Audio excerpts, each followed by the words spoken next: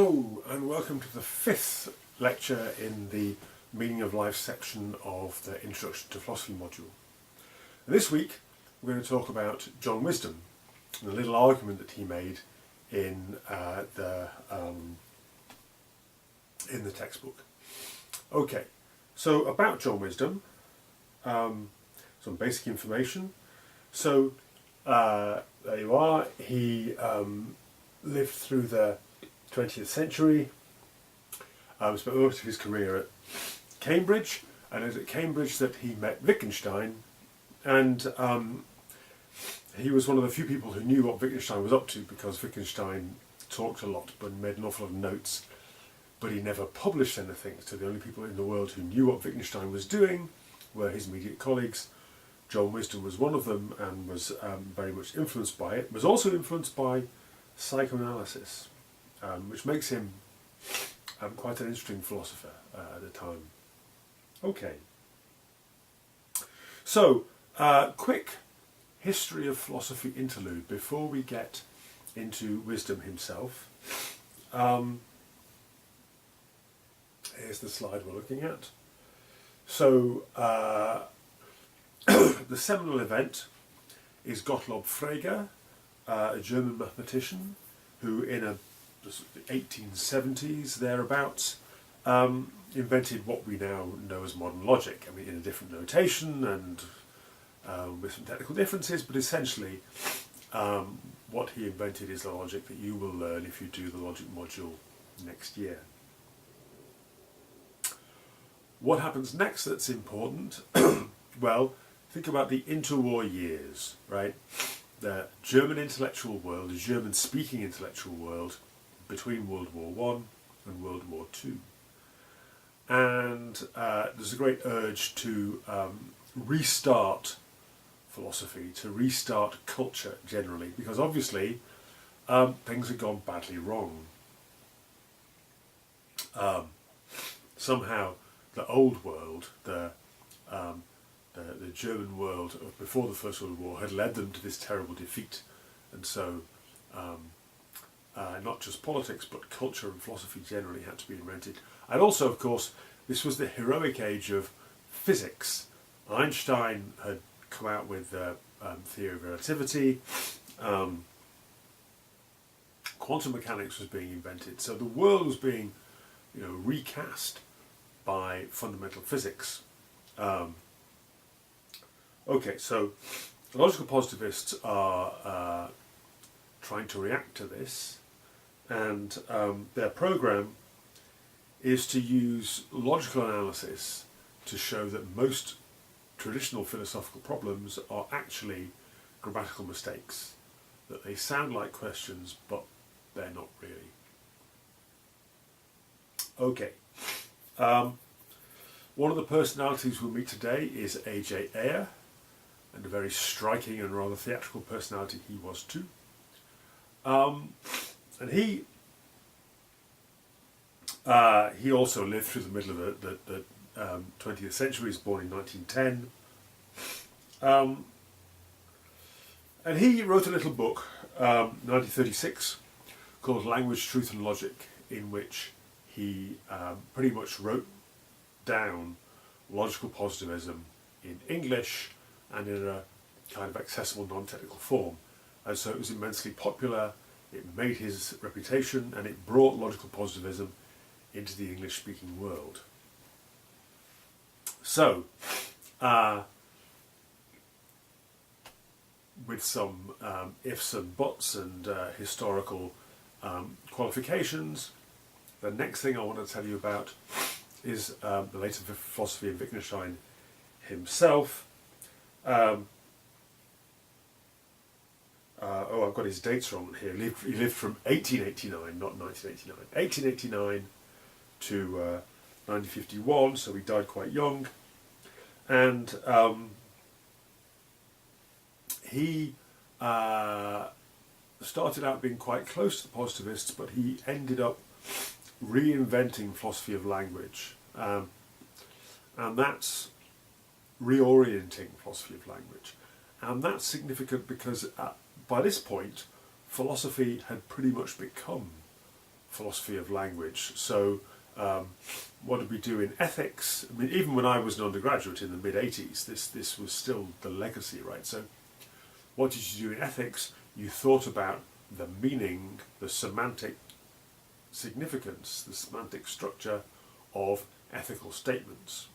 So the great question was whether a sentence like "murder is wrong" is that a command or an expression of feeling or what, right? Whether it's true or not didn't seem to be on the table. Okay. So I put on the site Ayer's little piece about what he has to say about the meaning of life. And his basic view is that this is one of the cases where something looks like a question, but it isn't really. That it's a kind of logical grammatical error to think of what is the meaning of life as a question demanding an answer. So here are some quotations. He says, what is being sought by those who demand to know the meaning of life is not an explanation of the facts of their existence, but a justification. So look, he says, normally when you want to explain something, what you do is you give more facts. So you set something in a bigger context, you give more information, and that's your explanation. But you can give as much explanation as you like, you can give as much information as you like, you can describe somebody's life in as much detail as you like, and you still won't know whether that life is meaningful, whether it's well lived, because these are not factual matters.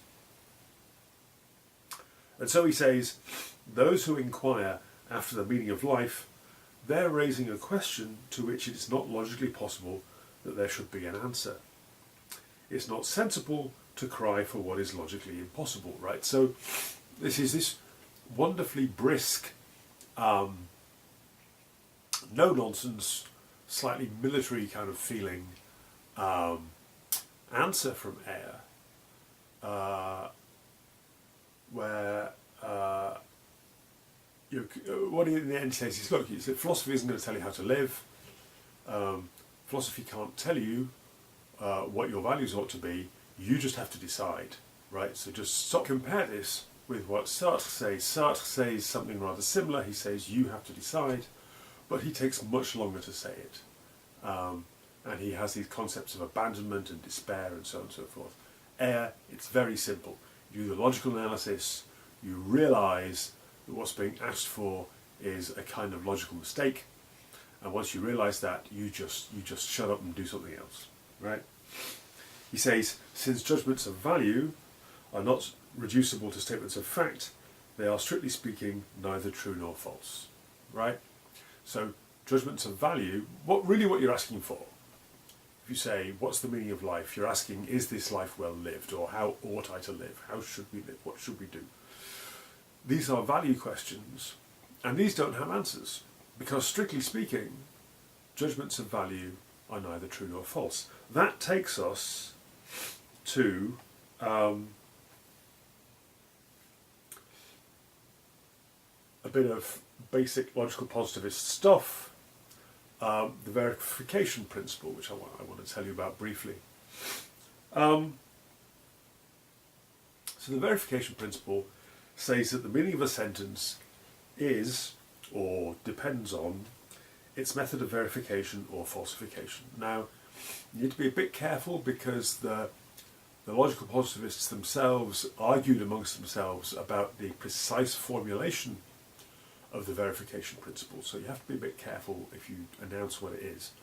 But that's the idea, that if a sentence is meaningful, then there should be some way of either verifying it or showing that it's false.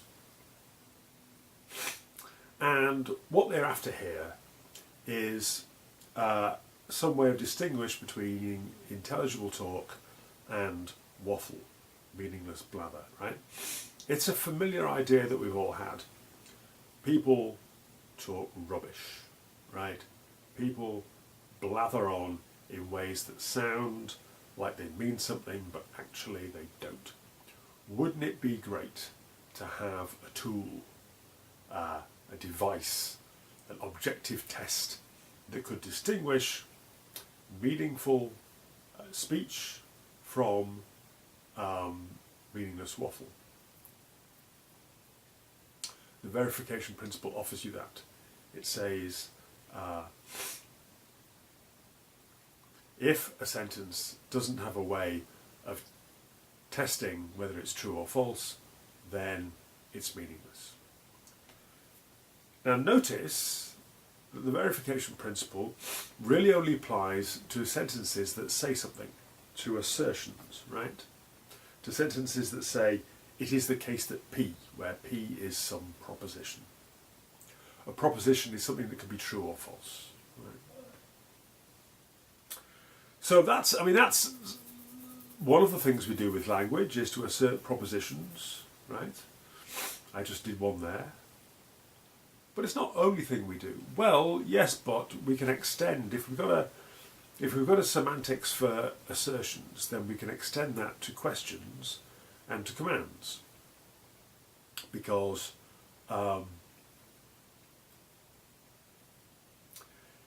you can turn an assertion, it is the case that P, into a question, is it the case that P? Right? Or you can turn an assertion into a command, see to it that P, right? And that seems to cover most of the things we do with language. Maybe, right? Well, Wittgenstein comes along, and Wittgenstein says, well, what about greetings and jokes and prayers and exclamations, right? What about the linguistic act that you perform when you hit your thumb with a hammer, right? That's not a statement, really, is it? Or a command or a question? That doesn't really involve a proposition. Nevertheless, this is language use.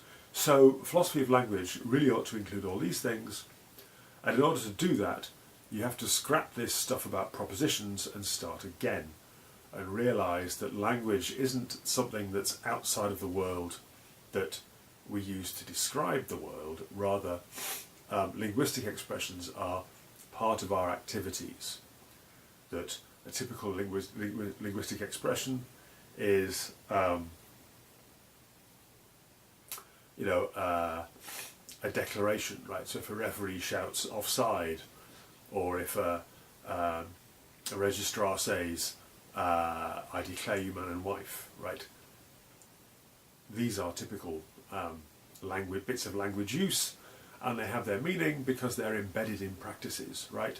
Someone blowing a whistle and shouting offside is only meaningful because of the whole activity of sport that word belongs to, and similarly with the declaration of marriage.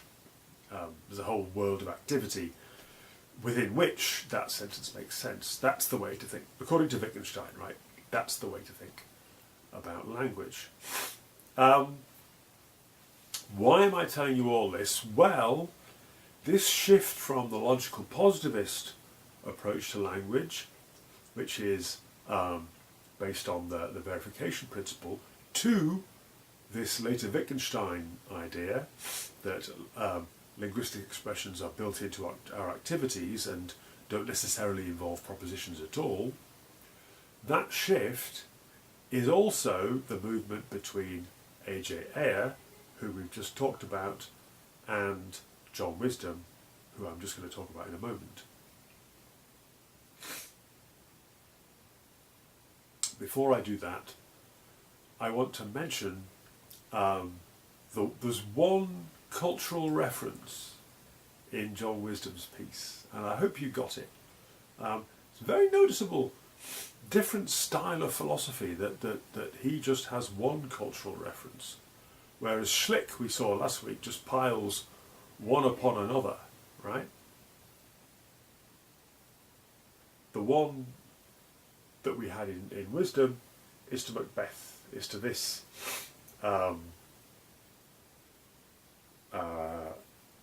speech, this soliloquy Macbeth, just after he hears about the death of his wife,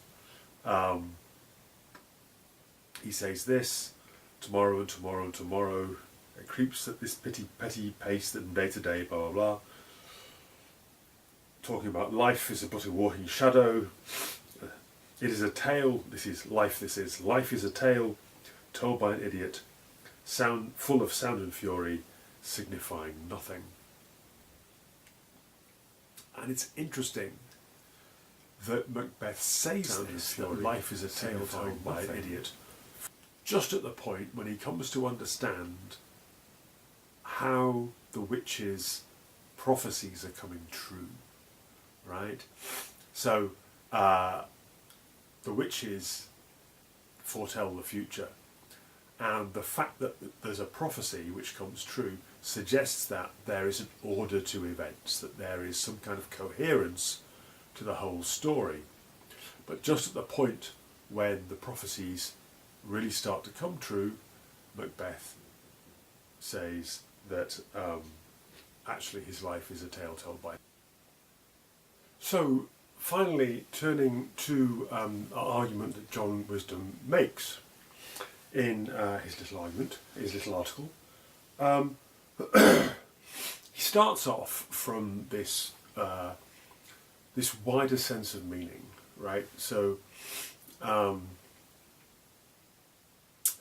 Eyre, because he's a logical positivist, he thinks that sentences have meaning, and their meaning is given by their verification conditions. And sentences about value, about how we ought to live, they don't have verification conditions. How, if you say something about the meaning of life, well, how would you verify that, right? So, strictly speaking, that is neither true nor false. Whereas wisdom, because he's on this later Wittgenstein sort of line, that meaningfulness of language is embedded in our activities, and activities are meaningful. And so he has a much broader sense of what sort of things can be meaningful and how. And he talks about explanations that appeal to something outside of the thing that's being explained, and that's normally the case. So, what holds up the playing card? Well, other playing cards. What holds up the playing cards, or the table? What holds up the table? Well, the surface of the earth, right? And you can keep on going, but it makes no sense to ask what holds up everything. And similarly, he mentions the police officer who comes across a fight. Says, what is the meaning of this? The police officer isn't asking for a kind of semiotic analysis. The police officer wants to know, how did the fight start? Who's to blame? What's it all about? Flags, signal flags. The meaning of a signal flag is something outside the flag. You can't discover the meaning of a signal flag by examining the flag more closely. Or the symptoms of diseases.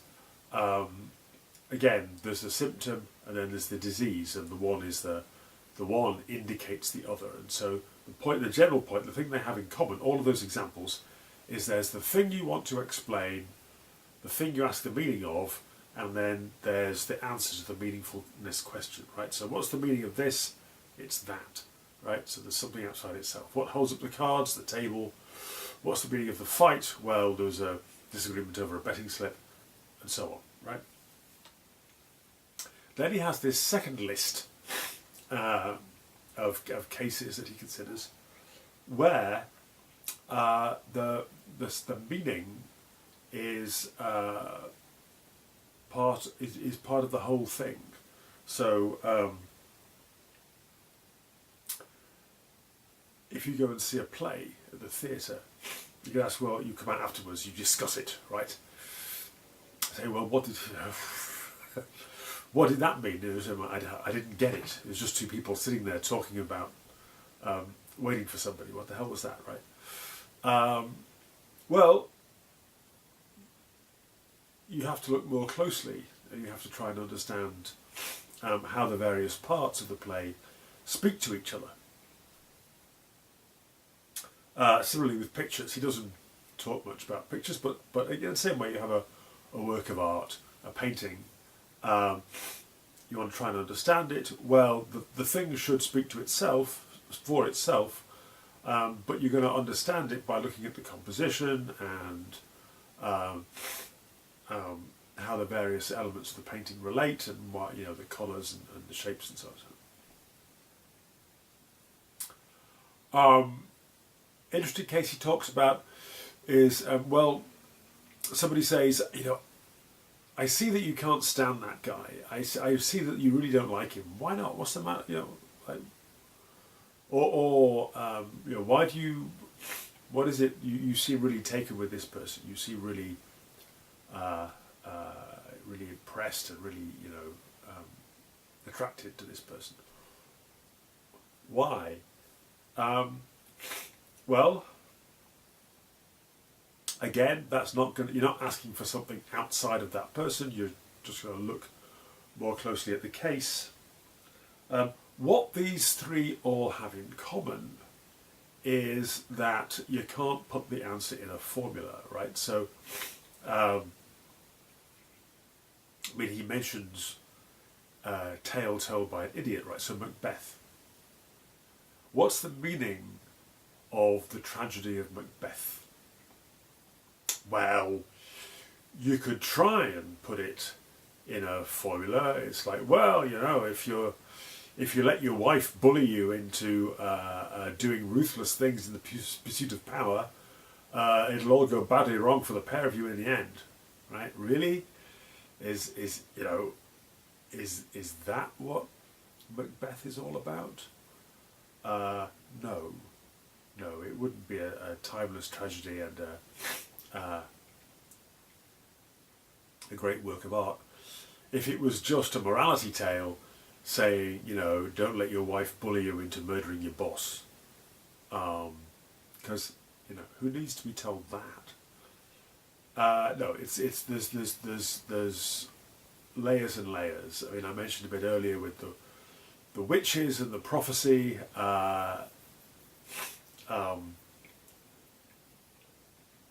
There's questions about whether you really can know the future, what it would mean to know the future, how knowledge of the future would structure your decision making about action now, right? Stuff like that is going on with it. Lots of stuff about gender, right? The Lady Macbeth, what did she say? Unsex me now, right? Take away my female sex, because there's man's work that needs to be done, and I seem to be the person who has to do it, right?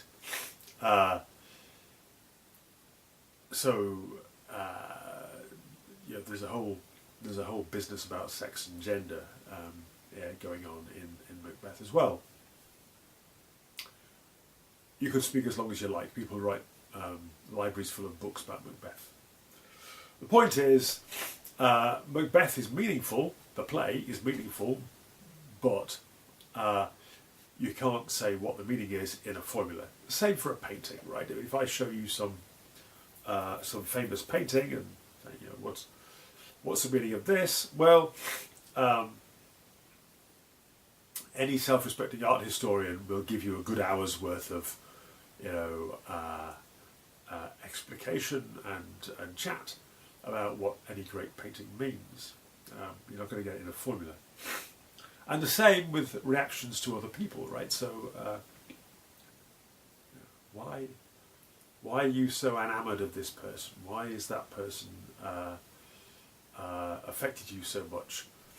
You're not going to say, oh, well, it's because they lent me their bike and I'm grateful. It's not going to be some simple thing, right? It's going to be, even if you give a list of this person's excellent qualities, that would just be for starters, right? That would just be like the Cliff Notes for Macbeth, you know. So what about life, the universe, and everything? Well, what wisdom seems to be saying is that we can say something like that for our big question about life and the universe and everything. Why? Well, because think about a child. There are, you know, plays and TV programs that are suitable for children because they're simple. The child can understand them, doesn't get confused, doesn't get lost. Take a small child to see Macbeth, aside from, you know, they won't get the language because it's 400 years old. They won't get the themes. They won't understand what's going on. They won't be sensitive to the interplay of destiny and character and circumstance. Right?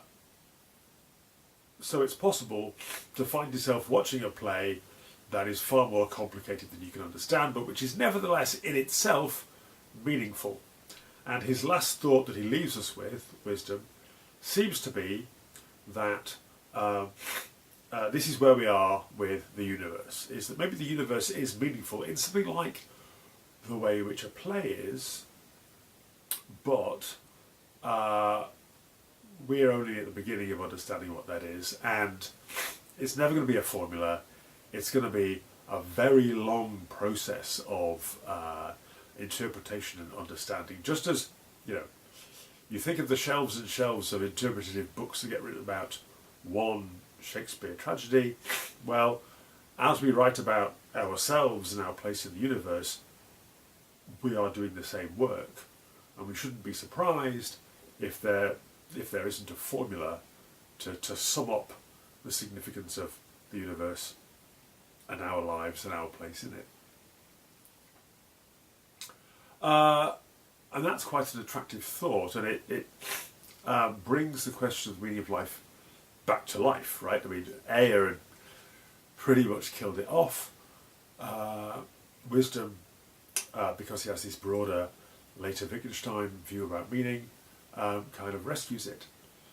Thing is, though, thought I want to leave you with, is that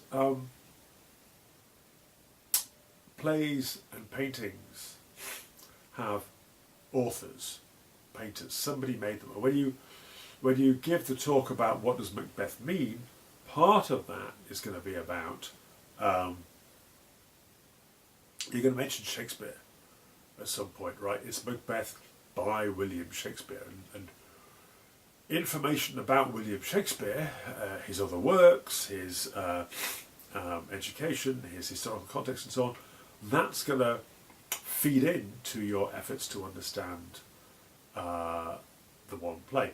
And similarly with a painting, well, you know, I was kind of fibbing before when I said you just look at the painting, because what you do, of course, is you look at that painting in the context of the history of art, and in particular in the context of the other works by that artist.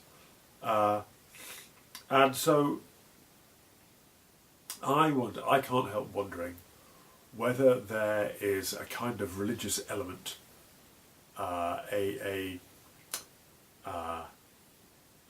memory of living in a created universe, a universe with a creator or an author, latent within wisdom's argument. I wonder if you really pushed hard on the idea that you know, God is dead, there is no creator, we're not part of the universe isn't some painting or a play that's been created by a divine author. What would remain of wisdom's idea? Maybe it would survive, right? Don't let me persuade you that it necessarily kills it off. After all, there are styles of art criticism, modes of literary criticism that do just look at the work, right? Deconstructionism, the author is dead, that kind of stuff. But deconstructionism may not necessarily give wisdom the kind of meaningfulness that he was hoping for. Okay, thank you for listening, and I'll see you again soon.